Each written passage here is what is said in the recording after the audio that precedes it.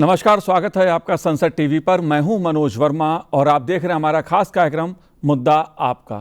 आज हम बात करेंगे अगले 10 साल भारत की विकास रणनीति की, भारत की 3 रिफॉर्म प्राथमिकताओं की। इस मुद्दे पर बात इसलिए क्योंकि प्रधानमंत्री नरेंद्र मोदी ने हाल ही में समाचार एजेंसी पीटीआई के साथ साक्षात्कार में बजट, विकसित भारत, इंफ्रास्ट्रक्चर और अगले 10 साल की प्राथमिकताओं पर चर्चा की। प्रधानमंत्री नरेंद्र मोदी ने 38 देशों के साथ मुक्त व्यापार समझौते का भी उल्लेख करते हुए कहा कि आज भारत व्यापार समझौता करने में सक्षम है। दरअसल प्रधानमंत्री नरेंद्र मोदी का यह साक्षात्कार विकसित भारत और भविष्य की विकास रणनीति का विजन प्रस्तुत करता है। इसलिए मुद्दा आपका में आज हम बात अगले 10 साल के लिए भारत की विकास रणनीति क्या है, 3 रिफॉर्म्स प्राथमिकताएं कौन सी हैं और 38 देशों के साथ मुक्त व्यापार समझौते के क्या मायने हैं। मुद्दा आपका में इसे जानने समझने की कोशिश करेंगे।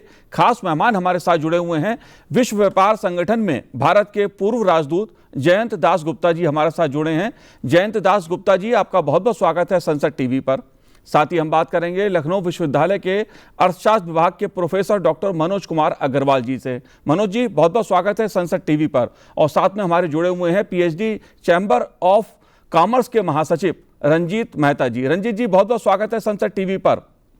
और रंजीत जी, शुरुआत मैं आप ही से करूंगा क्योंकि एक मुद्दा जो भारत के भविष्य से जुड़ा है, रिफॉर्म से जुड़ा है, अर्थव्यवस्था से जुड़ा है। प्रधानमंत्री का यह साक्षात्कार आपने भी पढ़ा होगा, देखा होगा। इस मुद्दे को आप कैसे देखते हैं? मनोज जी, बहुत बहुत धन्यवाद।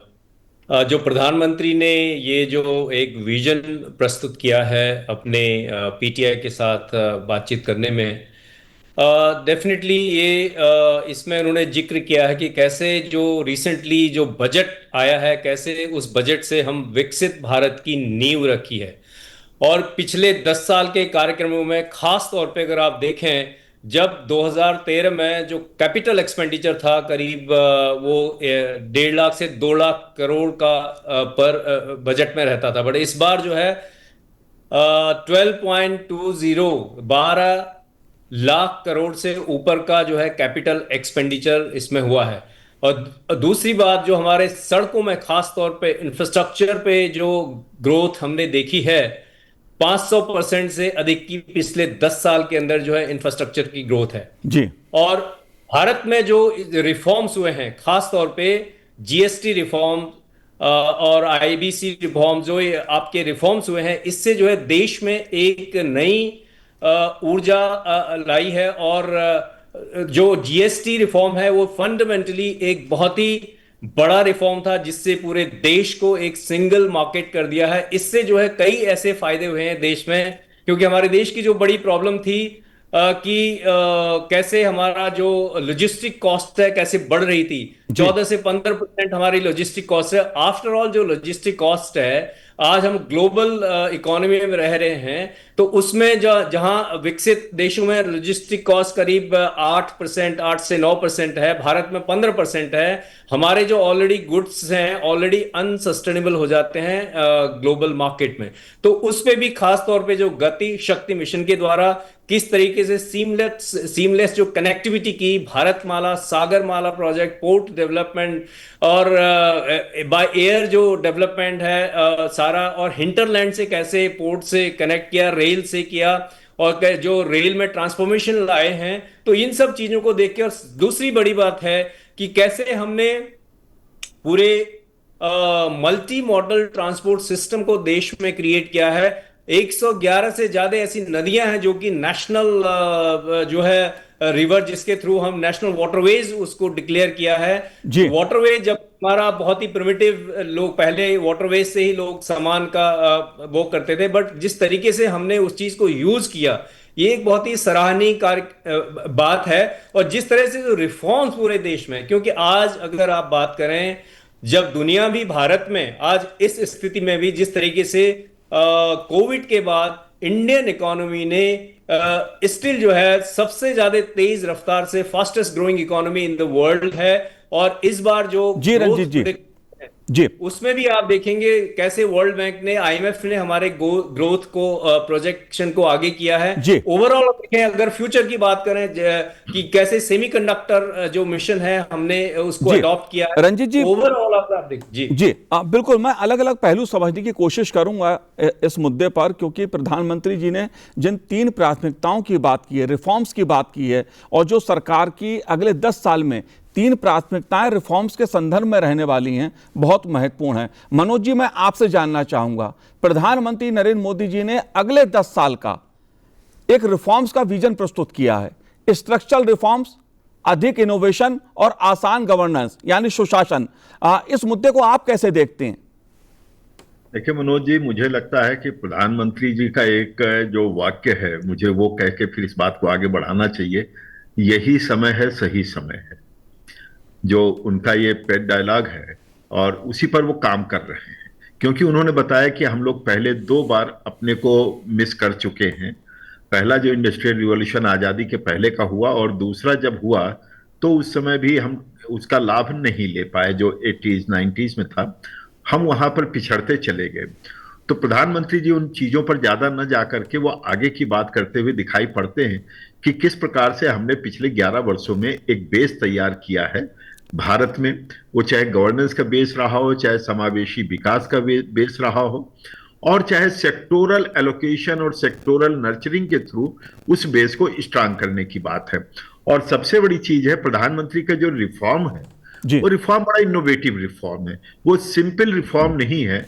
जब वो रिफॉर्म की बात करते हैं तो उसमें टैक्सेशन रिफॉर्म भी आता है, उसमें वो इंटरनेशनल ग्लोबल लेवल पर डाइवर्सिफिकेशन की बात भी आती है, उसमें फ्यूचरिस्टिक आउटलुक भी है 2047 जिसको कह सकते हैं। हम वो मुद्दा लेकर के चल रहे हैं कि हमें विकसित भारत 2047 में चाहिए। जी शायद ही कोई प्रधानमंत्री अब तक के रहे होंगे जिन्होंने इतना लंबा विजन लिया होगा और उसके अनुसार इतनी बड़ी छलांग लगाने की बात की होगी और उस पर काम करना प्रारंभ किया। 38 देशों के साथ हमारा एफटीए होना और हमारे जो नई टेक्नोलॉजी को हम माध्यम बना रहे हैं, और अपने यहां भी उसको हम पोषित करते हुए दिखाई पड़ते हैं कि कैसे हमारा युवा, कैसे हमारे नए सेक्टर्स उनमें अपने को आगे लगा करके आगे बढ़ रहे हैं। अगर वो 2 लाख स्टार्टअप की बात करते हैं, 125 उसमें से यूनिकॉर्न की बात करते हैं, तो आप समझिए ऐसा क्यों होता है। और सबसे बड़ी चीज ये है कि जो रिस्पॉन्स मैकेनिज्म है इतना क्विक है सिस्टम में, ये क्यों हुआ? सुशासन और जनता को अपने साथ जोड़ने के कारण। 2 मैं उदाहरण देता हूं यहां पर जो महत्वपूर्ण उदाहरण रहे। इनकम टैक्स का जो उदाहरण रहा कि टैक्स कम किया गया पिछले बजट में, और अभी जो जीएसटी 22 सितंबर 2025 से लागू हुआ। आप समझिए कि इतना बड़ा मेजर रिफॉर्म आज तक कभी इतिहास में नहीं देखा गया होगा। इतना क्विक रिएक्शन पब्लिक ने दिया होगा पॉजिटिव वे में, और इसका नतीजा क्या हुआ? आईएमएफ, वर्ल्ड बैंक सब फेल हो गए हमारा जीडीपी फोरकास्ट करने में। वो फोरकास्ट 6.2 से करते करते 6.7 तक आते आते थक गए, और हम 7.4 की छलांग लगा रहे हैं। और मैं अब भी कहूंगा कि 7.5 ही निकल करके आएगा जब ये ईयर क्लोज होगा, 26 का फिनेंशियल ईयर। तो ये क्यों हो पा रहा है? इसका मतलब जैसे प्रधानमंत्री जी ने स्वच्छता का एक उदाहरण दिया कि उन्होंने पब्लिक को ऑन बोर्ड लिया है, और आप देखिए समावेशी विकास के माध्यम से, लोगों में जागरूकता के माध्यम से, और एक टेक्नोलॉजी, प्रधानमंत्री जी की बात से ही मैं बीच की बात निकालता हूं, उन्होंने डायरेक्टली तो नहीं कहा, इंटरनेट टेक्नोलॉजी को उन्होंने मास टेक्नोलॉजी में कन्वर्ट कर दिया है।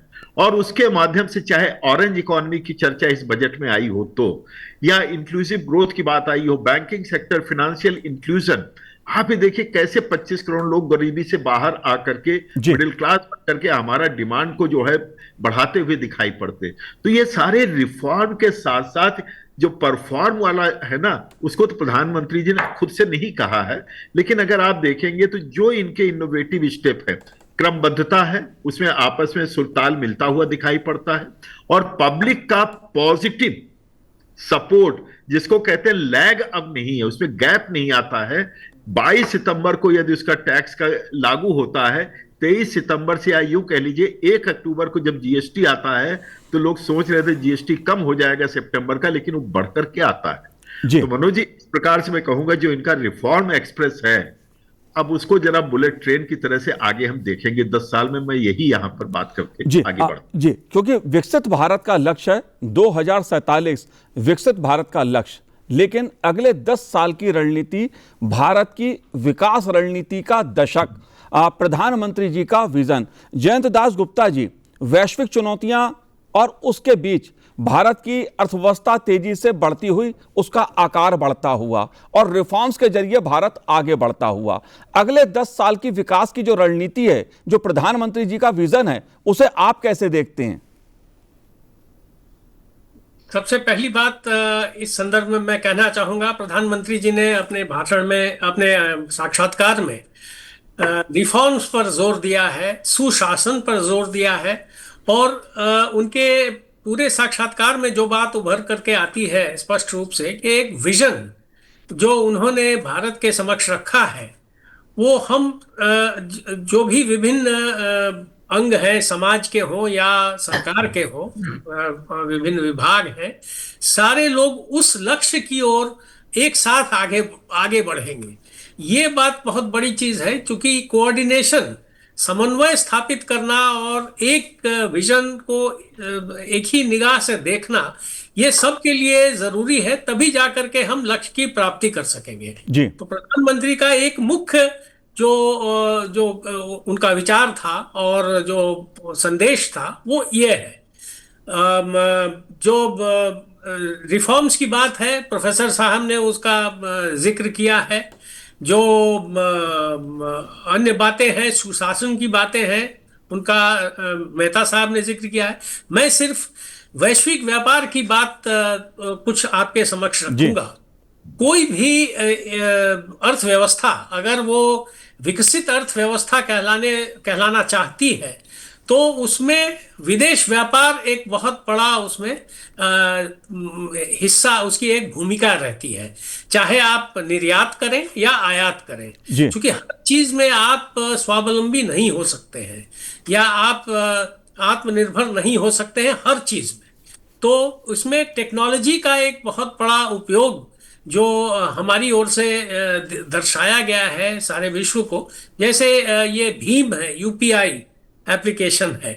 उसके बाद अगर आप देखें तो ये जो स्वच्छता अभियान एक इंफ्रास्ट्रक्चर की योजना थी, लेकिन जिस बड़े पैमाने पर इसमें कदम उठाए गए और उपलब्धियां हुई, ये भी एक मिसाल के रूप में है और उसमें अप्रोप्रिएट टेक्नोलॉजी का इस्तेमाल किया गया है।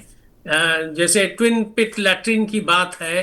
अभी एक और योजना जो चल रही है ग्रामीण क्षेत्र में, वो आपके हर घर नल की व्यवस्था होने की बात है। तो इन सारे चीजों में अप्रोप्रिएट टेक्नोलॉजी का उपयोग हुआ है। ये एक मुद्दा सबके समक्ष रखा गया है। बिल्कुल। वैश्विक व्यापार में जो 38 देशों के साथ जो करार हुआ है, फ्री ट्रेड एग्रीमेंट, उसके बारे में संक्षेप में मैं ये कहना चाहूंगा कि भारत में अभी भी बड़े उद्योग तो है ही, लेकिन लघु और माइक्रो एंटरप्राइजेस जो है, सूक्ष्म उद्योग, उनकी संख्या बहुत ज्यादा है और अगर उनको आप पूरे मेन स्ट्रीम में जोड़ नहीं सकते हैं आर्थिक विकास की मुख्य धारा से, तो देश का विकास नहीं हो पाएगा पूरे महीने में। जयंत दास जी, बिल्कुल। मैं आपसे मुक्त व्यापार समझौता जो है, जो वैश्विक व्यापार है और उसमें जो भारत की भूमिका है, इस पहलू को समझने की कोशिश करूंगा आपसे मैं। लेकिन मैं पहले ही जानना चाहता हूं आपसे रंजीत जी, जो रिफॉर्म्स की बात प्रधानमंत्री जी ने कही है, अगले 10 सालों में स्ट्रक्चरल रिफॉर्म्स, इसके क्या मायने हैं? किस तरह का एक सुधार प्रधानमंत्री जी स्ट्रक्चरल उस पे स्तर पर चाहते हैं देश में हो? देखिए, जो प्रधानमंत्री जी का हमेशा विजन जो है ना, बहुत ही समय से आगे रही है उनकी ये। मैं एक छोटा सा एग्जांपल देता हूं। जब 2015 में डिजिटल इंडिया लॉन्च किया था, तब कई ऐसे लोगों ने प्रधानमंत्री जी के बारे में बोला कि भाई अभी देश में इंटरनेट है नहीं है, ब्रॉडबैंड नहीं है और डिजिटल इंडिया का क्या मतलब है। लेकिन आप देखेंगे तो जब हम कोविड से जब हम देख रहे थे किस तरीके से हमारे देश का जो डिजिटल इंफ्रास्ट्रक्चर है, पब्लिक डिजिटल इंफ्रास्ट्रक्चर, उसकी पूरे दुनिया में मिसाल दी जाती है, जिसमें कि इवन यूपीआई है। और यहाँ पे कई देशों के जो हेड्स ऑफ स्टेट आए, किस तरीके से वो पेमेंट कर रहे थे यूपीआई से, वो एग्जाम्पल पूरे विश्व ने उसको देखा। दूसरी बड़ी बात क्या है, जो स्ट्रक्चरल रिफॉर्म की बात है, अब मैन्युफैक्चरिंग का एग्जांपल दीजिए। मेक इन इंडिया जब लॉन्च हुआ था, फिर भी देश में वो इकोसिस्टम नहीं था, बिकॉज हम जो 90s की बस है ऑलरेडी मैन्युफैक्चरिंग में मिस कर चुके थे। लेकिन प्रधानमंत्री जी ने जब मेक इन इंडिया लॉन्च हुआ 2014 में, उसके बाद आज जब भारत में इतने सारे मोबाइल इलेक्ट्रॉनिक्स गैजेट्स इंपोर्ट किए जाते थे, मोबाइल फोन इंपोर्ट किए जाते थे, आज दुनिया की जो टॉप कंपनीज हैं, एप्पल है, सैमसंग है, ये भारत में बना रहे हैं और भारत यहां से एक्सपोर्ट कर रहा है। क्योंकि जब भी कोई देश ग्रो करता है तो उसमें मैन्युफैक्चरिंग का बहुत बड़ा योगदान है, और वो योगदान हमारा मैन्युफैक्चरिंग का इकोसिस्टम जो बनाया है वो आप देख लीजिए।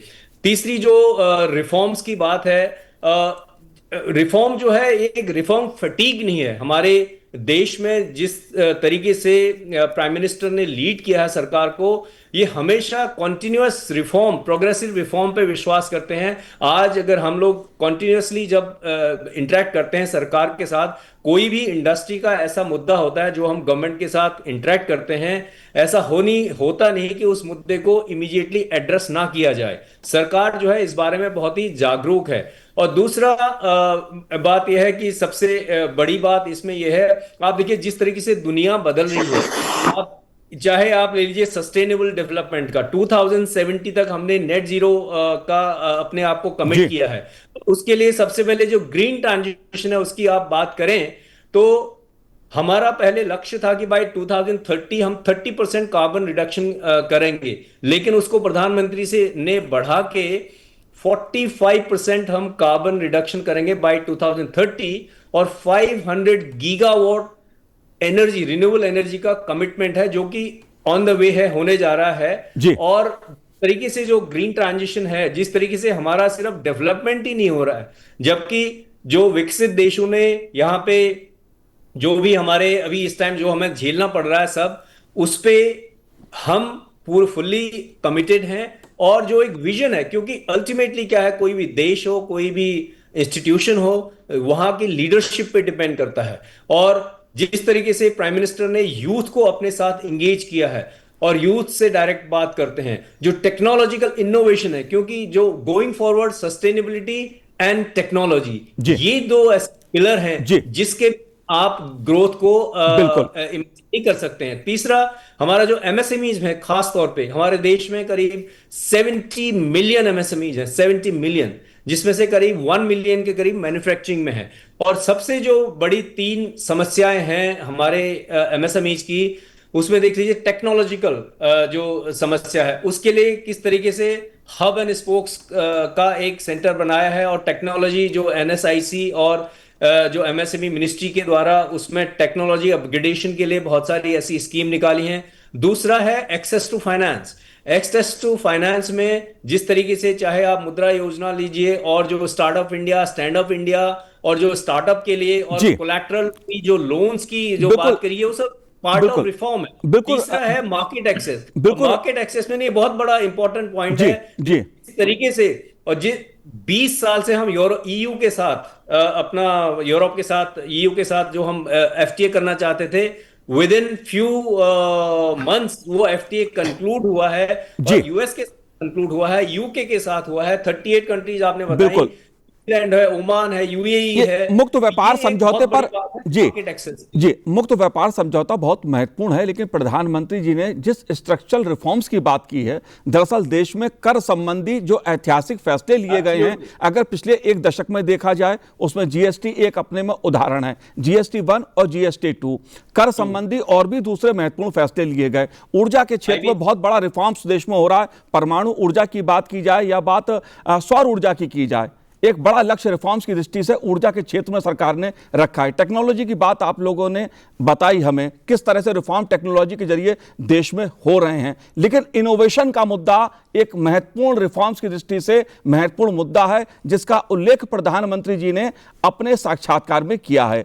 मनोज जी, मैं आपसे जानना चाहूंगा, अधिक इनोवेशन, आसान गवर्नेंस, ये रिफॉर्म्स की दृष्टि से आगे 10 साल में 2 और महत्वपूर्ण पहलू हैं रिफॉर्म्स के, आपका क्या कहना है? देखिए, मैं पहले इससे गवर्नेंस से बात प्रारंभ करता हूं। जिस प्रकार से गवर्नेंस में सुधार डे वन से किया गया है, जून 2014 से ही प्रारंभ कर दिया गया है, उसका नतीजा है ईज ऑफ डूइंग बिजनेस में हम बहुत तेजी से लंबी छलांग लगा चुके हैं। और अभी और लगाना, ऐसा नहीं कि अभी बात खत्म हो गई है, अभी हम आगे बढ़ रहे हैं। और सबसे बड़ी चीज गवर्नेंस का एक अगर रिफॉर्म का उदाहरण देखते हैं मनोज जी, तो आपको देखना पड़ेगा दावोस में जो अभी हुआ था, समिट हुआ था, वर्ल्ड इकोनॉमिक समिट हुआ था वहां पर दावोस में। तो उसमें क्या हुआ, उसमें 10 सरकारें, राज्य सरकारें गई थी, वो चाहे बीजेपी की रही हो या अपोजिशन रूल्ड स्टेट झारखंड का रहा हो, चाहे इसी प्रकार से आप देखिए तेलंगाना का रहा हो, आंध्र प्रदेश का रहा हो या अन्य राज्यों का रहा हो। अब इसमें हुआ क्या, इसमें हुआ कि सबको बराबर का मौका दिया गया, एक सपोर्ट सिस्टम प्रोवाइड किया गया। तो गवर्नेंस जी जी बिल्कुल, सबको शामिल करना अपने साथ। 5 वर्षों तक कोविड के बाद एक बड़ी रकम, लगभग 5 से 6 लाख करोड़ रुपए राज्यों को दिया गया, बिना किसी डिस्टिंक्शन के लॉन्ग टर्म लोन दिया गया, 50 वर्षों का, 0 रेट ऑफ इंटरेस्ट पर दिया गया। उससे हुआ क्या कि कई परियोजनाएं समय से पूरी हुई, यानी कि रिफॉर्म्स, इस प्रकार का गवर्नेंस रिफॉर्म्स आता है। अब चर्चा करते हैं, हम इनोवेशन की बात करते हैं।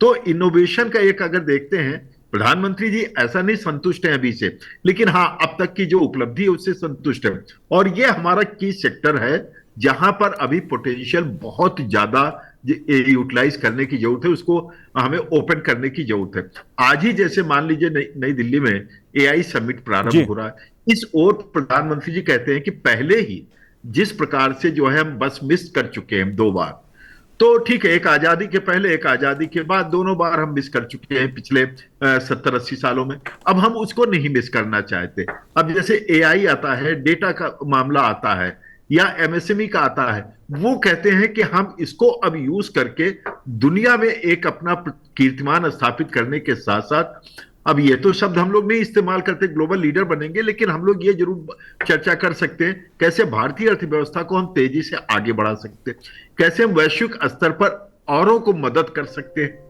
तो ये जो सारी चीजें आती हैं, ऑलरेडी अगर आप देखेंगे तो जिस प्रकार से हमारी ग्लोबल इमेज बढ़ी है, उसी का नतीजा हमारा ट्रेड बढ़ रहा है, मैन्युफैक्चरिंग में इसी के कारण बढ़ रहा है। और एमएसएमई सेक्टर पर विशेष हाईलाइट करते हैं, डिफेंस पे तो कर ही रहे हैं इनोवेशन के कारण, लेकिन एमएसएमई सेक्टर की ओर भी बहुत तेजी से उसमें इनोवेशन की चर्चा आती है। और ये प्राइवेट सेक्टर को कहते हैं कि आप सपोर्ट तो कर रहे हैं, जो हमारा कैपेक्स खर्च हो रहा है उससे इन्वेस्टमेंट बढ़ रहा है, लेकिन एक चीज अभी भी उनको बहुत उम्मीद है प्राइवेट सेक्टर से और छोटे से बड़े तक लेकर के, कि वो इनोवेशन यानी कि आर&डी पर और फोकस करें, बजाय इसके कि हम डेवलप्ड कंट्री से टेक्नोलॉजी लें। हम टेक्नोलॉजी ड्रिवन एक इकोनॉमी बने और औरों को हम सपोर्ट करते हुए ग्लोबल साउथ को दिखाई पड़े। ये भी एक महत्वाकांक्षी योजना है, क्योंकि अगर हमें विकसित भारत बनना है जी, तो ठीक है, जीडीपी ग्रोथ रेट अपने में अच्छा है, ह्यूमन डेवलपमेंट अच्छा है, सब हो रहा है जी, लेकिन उसका की ड्राइवर क्या होना चाहिए, गवर्नेंस जो जी, जाहिर सी बात है विकसित भारत के लक्ष्य के लिए जरूरी है। और दूसरा क्या होना चाहिए, R&D और इनोवेशन। जी बिल्कुल बिल्कुल, विकसित भारत के लक्ष्य के लिए जरूरी है कि देश का समग्र रूप से विकास हो और जो समाज की अंतिम पंक्ति में व्यक्ति खड़ा है, सरकार की योजनाएं उस व्यक्ति तक पहुंचें, विकास चौतरफा हो। लेकिन एक बड़ा मुद्दा, जयंत दास गुप्ता जी, आखिरी सवाल मेरा आपसे है, क्योंकि 38 विकसित देशों के साथ व्यापार समझौते को भारत सरकार अंतिम रूप दे चुकी है। एक बड़ी उपलब्धि मैं कहूंगा कि जो वैश्विक व्यापार की आपने बात की थी, आज का भारत ट्रेड डील करने में सक्षम है। इस मुद्दे पर आपका क्या कहना है? ये एक बहुत ही महत्वपूर्ण उपलब्धि है इस सरकार की, और पिछले 3-4 सालों में ही ये 38 देशों के साथ जो करार हुआ है उसे अंतिम रूप दिया गया। तो इतने कम समय में, हालांकि कुछ बात, जैसे रंजीत जी ने उल्लेख किया कि यूरोपियन संघ से हमारी बातचीत 2007 से चल रही थी, 13 में उसे स्थगित कर दिया गया था और 22 में फिर से चालू किया गया। तो ये उतार चढ़ाव होते रहते हैं, लेकिन महत्वपूर्ण बात यह है कि इन सभी से हमारे जो निर्यातक हैं, हमारी जो अर्थव्यवस्था है, उसे बहुत प्रोत्साहन मिलेगा, उसे एक नया बाजार मिलेगा। और जो वर्तमान बाजार जो है उसमें कई अंश जो उतने खुले हुए नहीं थे वो भी उनके लिए खुल जाएंगे। और इस तरह से जो नई चीजें हम यहाँ प्रस्तुत करेंगे, उत्पादन करेंगे, उनके लिए भी एक बाजार उपलब्ध रहेगा। तो ये एक बहुत बड़ी चीज है। और इंटीग्रेशन जो है विद द ग्लोबल इकोनॉमी, इसमें इस तरफ हम एक और कदम आगे बढ़ा रहे हैं। और जो टेक्नोलॉजी अडॉप्शन की बात है, टेक्नोलॉजी कुछ तो इनोवेशन से आएगा जो हमारे यहाँ ही हम उसको डेवलप करेंगे, विकसित करेंगे, लेकिन कुछ अडॉप्शन भी है जो व्यापार संधियों के माध्यम से होगा। क्योंकि जॉइंट वेंचर्स आएंगे, इसमें पूंजी निवेश होगा, तो कई बातें होंगी। स्टैंडर्ड्स में एक रूपता दी जाएगी और जो विकसित देश हैं उनके स्टैंडर्ड से अलाइन करने की जरूरत पड़ेगी। तो उसमें हमारे जो इंडस्ट्रीज हैं उसमें एक डेवलपमेंट होगा, उनका अपग्रेडेशन होगा अगर आप कहें तो। और वो न सिर्फ इन 38 देशों में बल्कि शेष विश्व के राष्ट्रों में भी निर्यात करने के लिए सक्षम हो जाएंगे। जी, तो ये सबसे बड़ी उपलब्धि है। जी, जाहिर तौर पे आर्थिक दृष्टि से जो व्यापार समझौते 38 देशों के साथ हुए हैं वो निश्चित रूप से भारत की अर्थव्यवस्था को, भारत के विकास को एक नई दिशा देंगे। अपने साक्षात्कार में प्रधानमंत्री नरेंद्र मोदी जी ने कहा कि अगले चरण के आर्थिक परिवर्तन के लिए निजी क्षेत्र की भागीदारी बहुत महत्वपूर्ण है। और दूसरी महत्वपूर्ण बात प्रधानमंत्री जी ने अपने साक्षात्कार में कहा है कि राजनीतिक स्थिरता और राजनीतिक पूर्वानुमान ने भारत में निवेशकों का विश्वास बहाल किया है। दो महत्वपूर्ण मुद्दे ये और उनके साक्षात्कार के हैं। साथ ही साथ 2014 के बाद देश में एक ऐसी सरकार है जो फैसले लेती है, नीतिगत सुधार करती है, रिफॉर्म्स करती है। रंजीत जी, मनोज जी, आपने संसद टीवी से बात की, बहुत बहुत धन्यवाद, बहुत बहुत शुक्रिया आपका। जयंत दास गुप्ता जी, आपका भी बहुत बहुत धन्यवाद संसद टीवी से बात करने के लिए। तो आज इस कार्यक्रम में इतना ही, मुझे दीजिए आज्ञा, नमस्कार।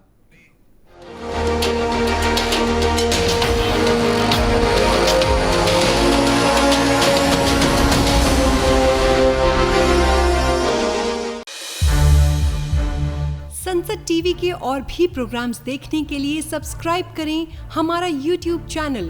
और हाँ, इन्हें लाइक और शेयर करना ना भूलें।